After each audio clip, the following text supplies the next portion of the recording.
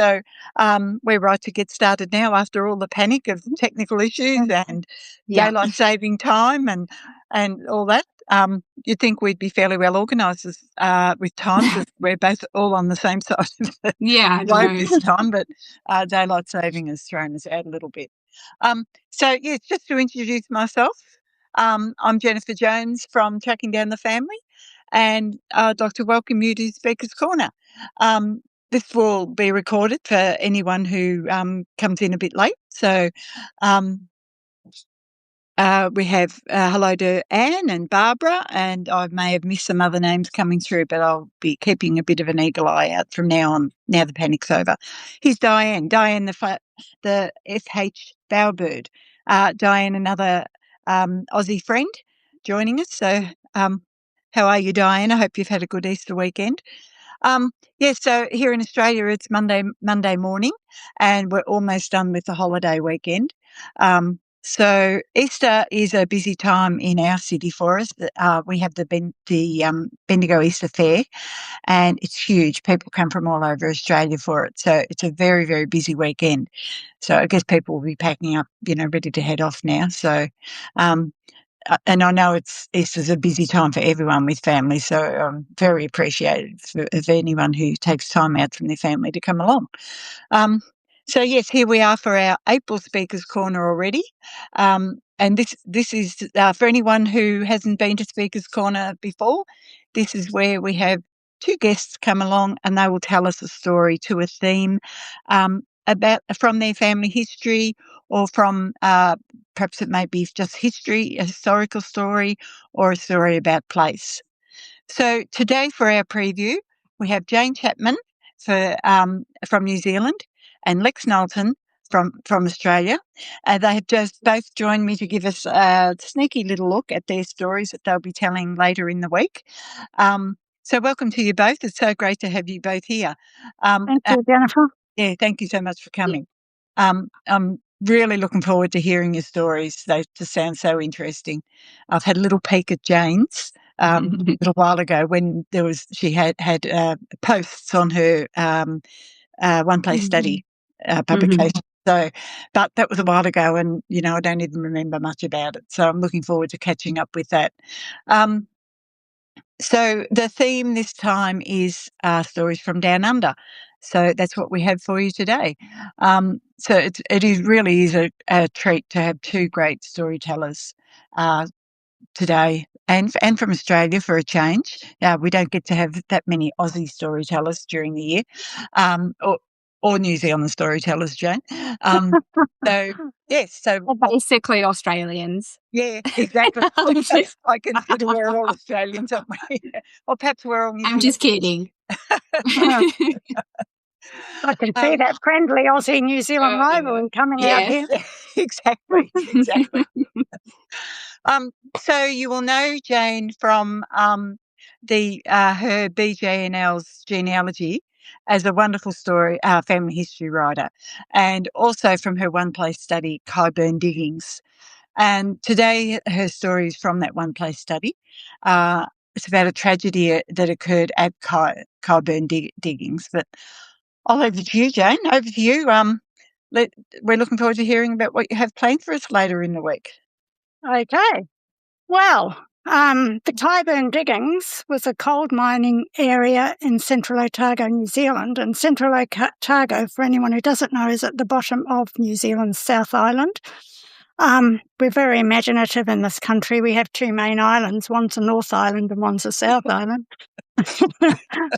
They do have quite nice Maori names as well, but generally they're referred to as a North Island and a South Island. I live at the bottom of the North Island, and the Kyburn Diggings are down the bottom of towards the bottom of the South Island in Central Otago. So I'll save the actual story to later in the week, because I want you all to come back later in the week.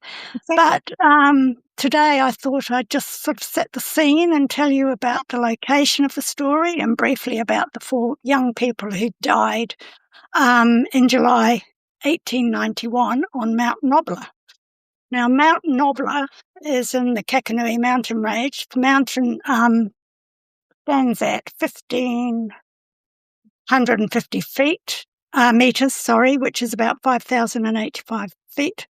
Not a large mountain by New Zealand standards, but nonetheless bad news and bad weather, which is another feature of the story. The weather looms large in my story.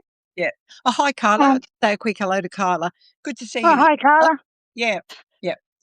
As far as I've been able to work out using Google Earth, the distance between the Upper Khyben, where the characters who died lived, and Mount Nobla is about 7.2 kilometres. That's about 4.5 miles, which doesn't seem far, but the terrain was difficult, especially in bad weather and snowy conditions. The youngest of our main characters is Thomas Bolger Meikle. Thomas was born at the Khyben diggings and was 12 years old when he died on Mount Nobla. When he wasn't in school, which seems to have not been very often, he worked with his brother James to supplement the family income rabbiting. His brother James was a rabbiter. That's how he earned his living. And he was 19 years old when he died on Mount Nobla, and he died trying to rescue his younger brother Thomas. Thomas and James's parents were immigrants. They'd settled in the Upper Khyben. I'm not sure where they were from. I think that his mother may have been Irish. Her name was Bolger, which is where Thomas got his middle name from, although it was spelt with a U. Yeah. Others who died as a consequence of trying to save Thomas are Alfonso Philip Beer. He was 28 when he died, and Robert Blanchard, who is 23. Now, Alfonso was born at the Khyben diggings and worked as gold miner. The Khyben diggings was an area made up of about three main settlements: the Upper Khyben, where these people were from, at the head of the valley; the Middle Khyben, also along the Khyben River; and the Little Khyben, which is along the Little Khyben River that goes off the Khyben River. And they were just very small settlements where people mainly mined for gold, unless they were in some sort of service industry, like there were a lot of hotels. You had to have your hotels for your gold miners. And Alfonso worked as a gold miner and was 28, as I said. His parents were immigrants from England. His father was from Kent, his mother from Cornwall, and they met and married in Cornwall before emigrating from the UK to New Zealand.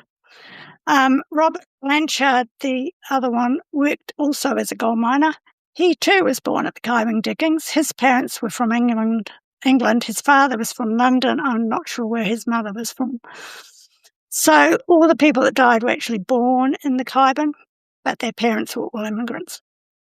Yeah. Another place that features in the story is Naseby. Naseby is about 16 kilometres, which is, I think, around 10 miles from the Khyben diggings, in a different direction than Mount Nobla. And that was the closest place where you could find policemen, hospital, doctors, that sort of thing. It was still a very small settlement, but bigger than the Khyben diggings in terms of people and facilities.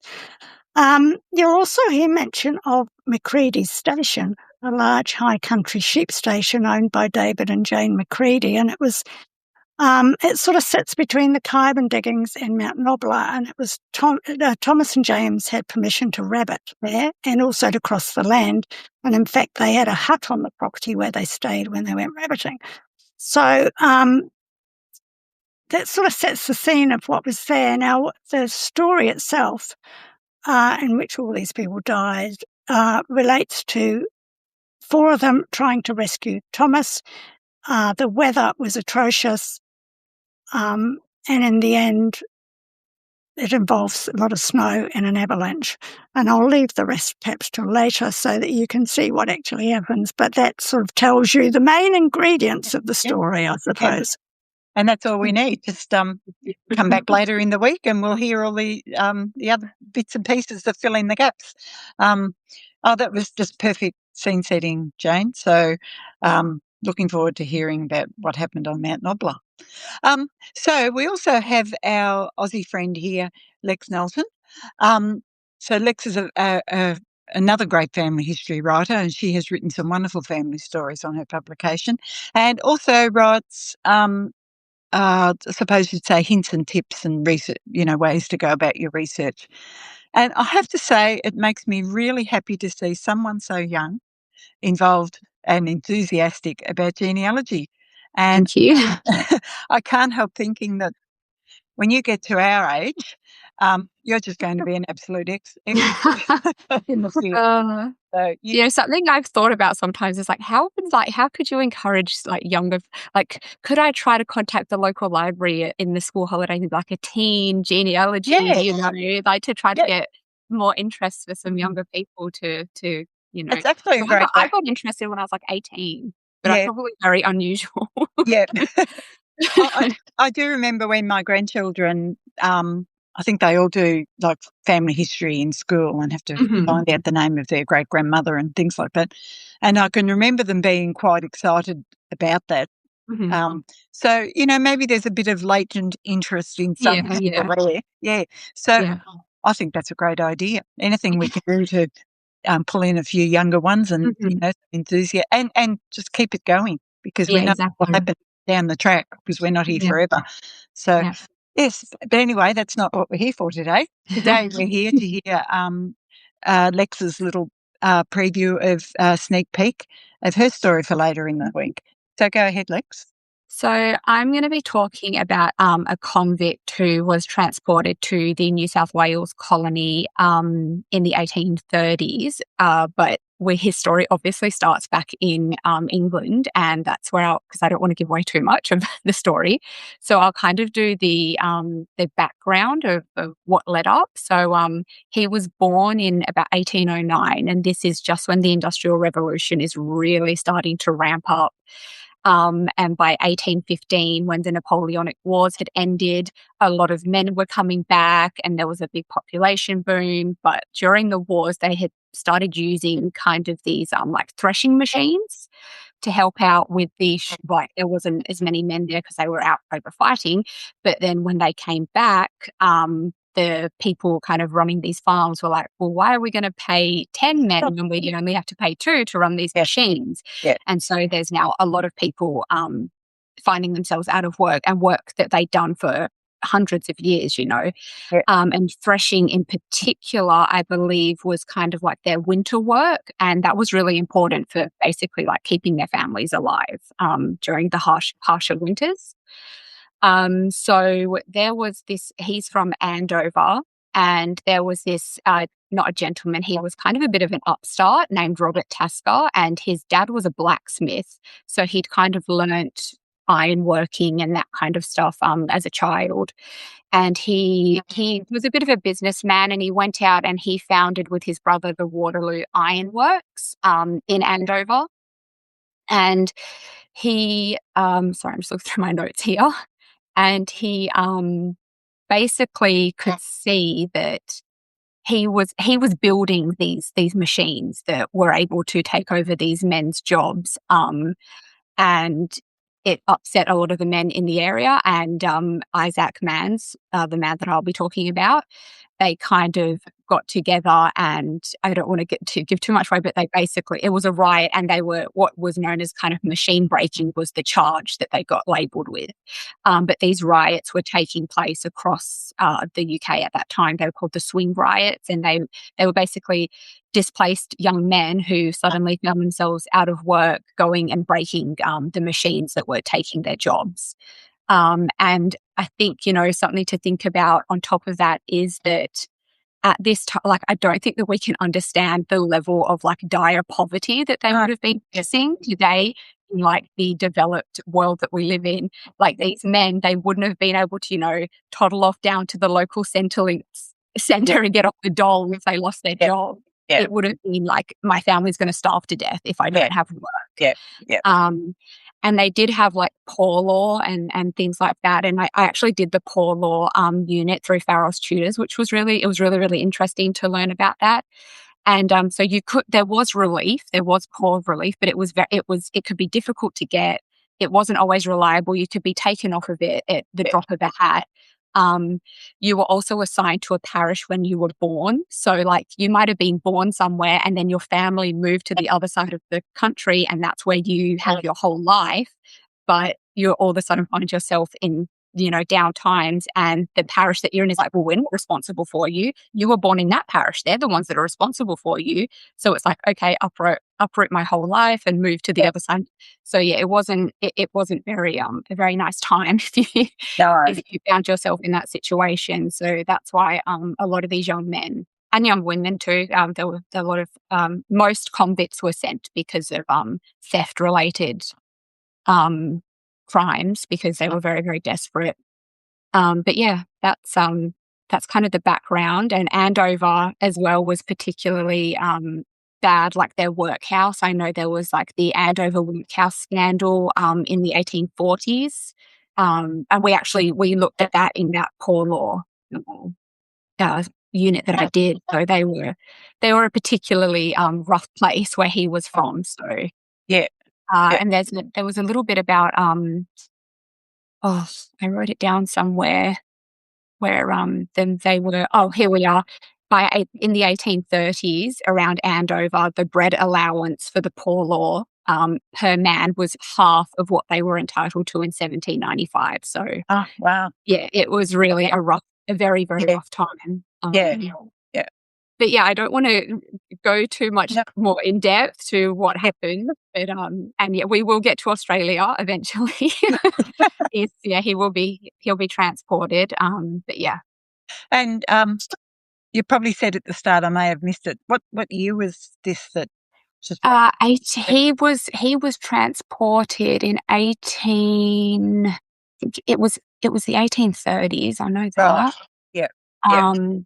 Where is it? And he was actually sent with his brother, him and his older brother. There was quite a few of them who were. The only one who was executed was the ringleader. He was hung. Yeah. But the rest of them, 1831, he arrived in Australia. Right. Yeah. But the rest of them, there was about 15, 20 of them. The rest of them they were sentenced to death, and then this was very common. They would sentence you to death, and then immediately it was commuted to transportation for either 7, 14 years or life. Yes. Yeah. Yeah. And just imagine like a married person with and his brother was married. His brother, Isaac wasn't. He was he's only 19, and I'm like, oh my gosh, like that's a boy. Like I'm 32, and I'm like, that's like not even a man. That's still a boy, Exactly. And he was just taken from his family and shipped to the other side of the world, and very harsh. Imagine going from cold, rainy Andover to like blistering sun. Yeah. It would have been very difficult. But yeah. I had one transported in the 1830s as well, who left behind a family, and he was a bit older, but he left behind some very young children. And, yeah. Which I have actually written about in my Substack blog. Yeah. So, you do wonder about that. I mean, it's unimaginable, isn't it? You're dragged away from your family, and you're not going to pop back for a visit. No, it was when they sentenced them. Yeah, they used to sentence them to like 7 or 14 years, but everyone knew you were basically going for life. There was no return ticket. No. And there are some cases where the families got to come out here. One of my other convict ancestors, he left behind a wife and 4 children. And she had to work for a year as a charwoman, and then they had like a scheme where, like, if the convict was well behaved, they would allow the wife and children to come out. Yeah. And so his wife and the 4 kids came on a female convict ship and came out and joined. Right. Yeah. Yep. And they probably went on to have an absolutely fabulous life. Yeah. They got land and everything. Yeah. So can you tell me, where's Andover? It's in the north. It's Hampshire. Okay. Yeah. It's at the bottom of the UK, down the bottom. Where's Southampton? Right. Oh, right. Okay. Yes. Yep. Look, that's my English geography not doing very well. No, I'm only know the places that my family came from or were involved with that, I have a vague idea of where they are. But, as far as the rest of England, I don't really know that much. It's in between Bristol and London, kind of like. Oh, okay. So, yeah. And thinking about the workhouses, I don't think I have. Well, I know so far that I've found I don't have anyone in England in a workhouse, but I've had them in Ireland, and they're brutal places, aren't they? Yeah.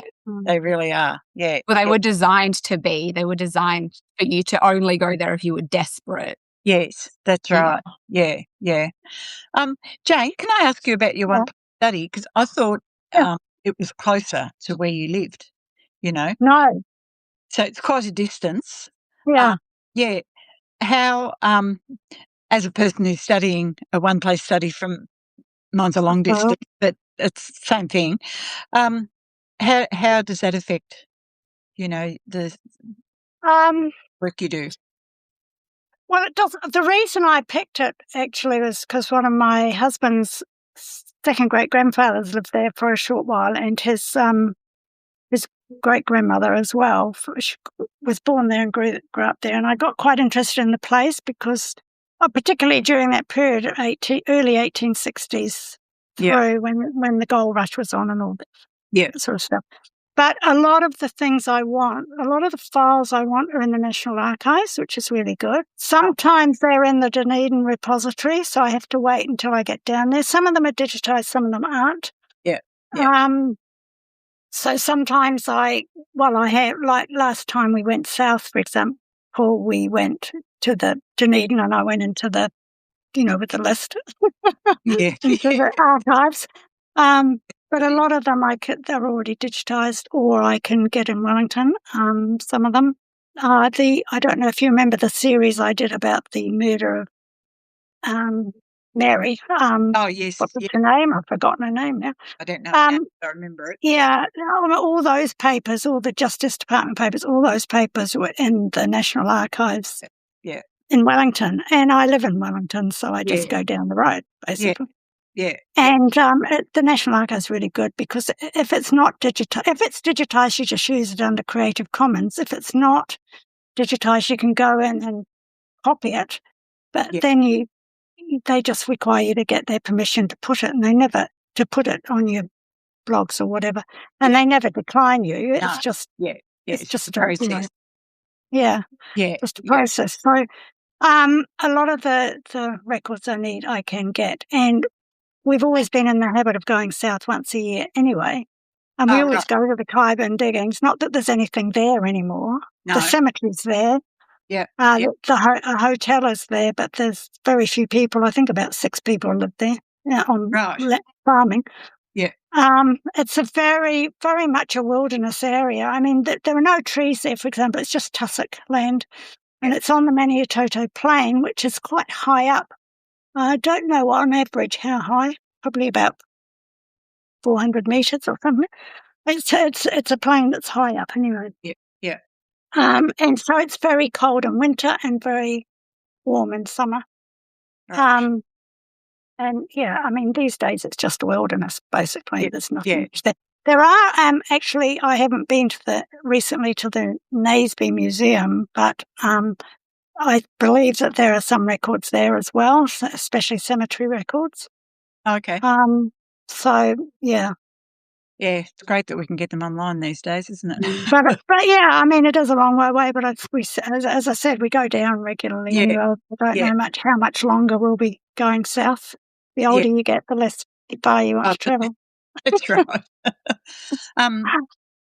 So, is there still signs there that it was gold diggings? Yeah. There's all the you can see where they sluiced and right. So on. Yeah. All the digging. Yeah. Yeah, it sounds similar to the gold fields that I write about at Roo. It's an area now with a cemetery, and signs. There are a lot of signs that there was gold digging. Did gold digging go on there for how long? Like just for that original gold rush, or did it continue? They've discovered gold and it was discovered in 1861, but people didn't really know about it much till 1863, and that's when people flooded in around the Kyburn and Little Kyburn rivers, and it became known as the Kyburn diggings. Yeah. But it went on. It sort of developed, and then there was dredging, and as well as they started out with their pickaxes and Yes. tail Yeah. races and things, but it sort of developed a bit. But Yeah. then I think it pretty much dried up. So there's nothing going on there. I can't remember exactly when No. they Yeah. stopped. They Yeah. also got coal there. They were part of the area there was coal, which was very important, especially when they were dredging, because there were no trees to cut down. You had to have fuel of some Oh, sort. yes. Yeah. Yeah, no, I asked because the Roo area that in my Goldfields publication, they were you think of the gold rush being, for us, the 1850s, but they mined there until I was really surprised to find out until about the 1950s. So the bigger companies with their big equipment Yeah, and yeah, so there's yeah, still no, that. Yeah. yeah. So I've sort of framed my one place study at the moment, sort of 1861 through to about 1900s. Yeah, right. Yeah. But give or take, I Yeah. might extend it one end or the other, depending what I find. But it was really those early gold mining days that I was interested in, and the people it flooded in, and they were all immigrants, and wanting to make their fortune, and Yeah. didn't.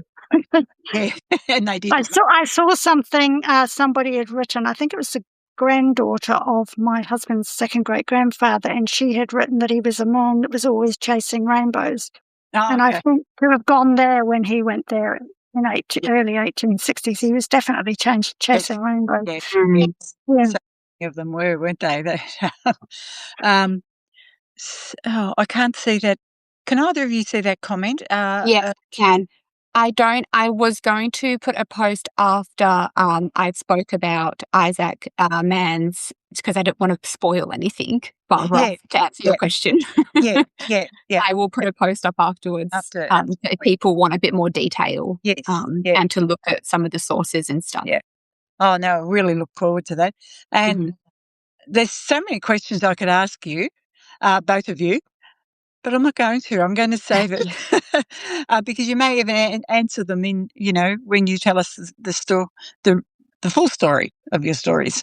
So, I'm really looking forward to having those little gaps filled in, and just hearing.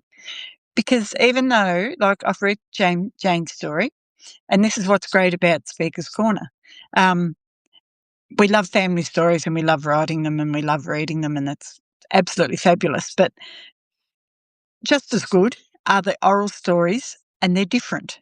So when Jane comes along and tells us about her story that she has written, I think in 3 parts or 4 parts. Three 3 parts. Yeah. The story she will tell will be different to that story, So, and I think that is really great. Yeah. So I'm really looking forward to that. And so Speaker's Corner is coming up on Thursday or Friday this week, depending on where you are in the world. So Barbara will just pop a link in there in the notes and details to register. And it is a free event, but you do need to register to get your Zoom link. So don't forget to do that. Yeah. And for Jane and Lex and me, because I always forget to register for my own event until the very last minute.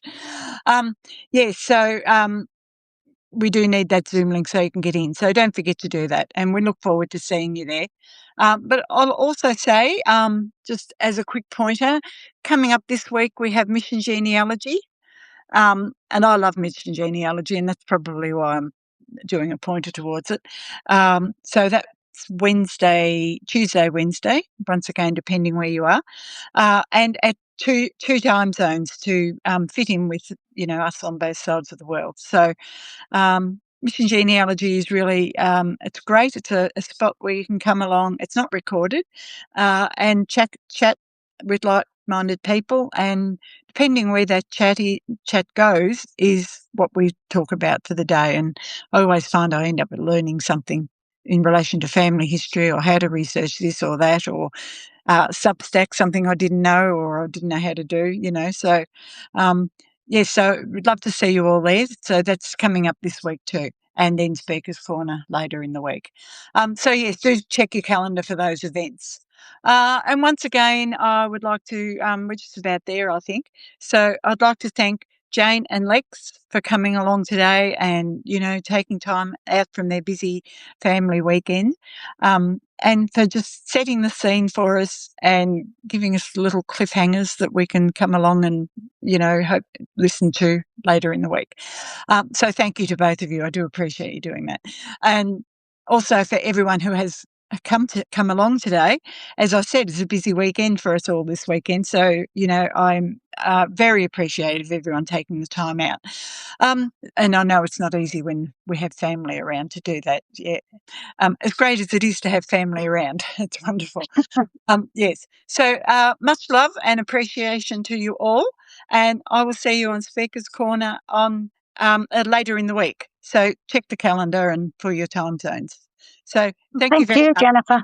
Thank you. Thank you. Bye-bye. Bye-bye. Bye. Thanks. Bye.